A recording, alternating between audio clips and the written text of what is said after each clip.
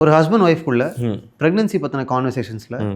ஏன் இது ரொம்ப ரொம்ப important conversation or important scene especially இந்த மாதிரியான ஒரு மெயின் ஸ்ட்ரீம் படத்தில் அப்படின்னு நான் நினச்சேன்னா ம். அந்த பையன் சந்தோஷப்பட்டுறான். ம். குழந்தை வரப்போகுதுன்ற சந்தோஷம் எல்லாமே வந்தது. டக்குன்னு அங்கே ஒரு சைலன்ஸ் வருது. ம். அந்த பொண்ணு கேட்குறா, இந்த சுச்சுவேஷனில் நமக்கு கண்டிப்பாக இந்த குழந்தை வேணுமா? ம். இது ரொம்ப இம்பார்ட்டன்ட் கொஸ்டின். ம். ஃபஸ்ட்டு நான் சொன்னேன் பிரசன்னா இதோட டயலாக்ஸ் இருக்குல்ல, அதெல்லாம் நான் மாற்றவே இல்லை.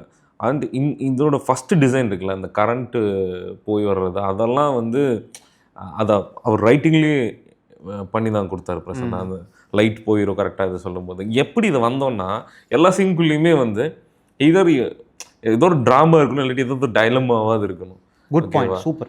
ஸோ டைலமாவே இல்லாமல் போனால் இன்னொன்று இது ரொம்ப முக்கியமான டெசிஷனாக இருக்கிறதுனால என்னன்னா அந்த இவங்களோட ஏதாவது டவுட் இருந்தால் நல்லாயிருக்கும் அப்படின்னு டைலமா இருந்தால் நல்லாயிருக்கும் ஒரு சீனுக்குள்ளே ஆர்கியூ பண்ணுறதுக்கு. அதுதான் முக்கியமான இதுவாக இருந்துச்சு. ஒரு இமேஜினரி சிச்சுவேஷனுடைய ஹியூமரும் ஆமாம் அண்ட் ஒரு சீனுக்குள்ளே ஒரு டைலமா இருந்து அது ரிசால்வ் ஆனால் நல்லாயிருக்கும் நல்லாயிருக்கும் அப்படிங்கிறது ஐடியா.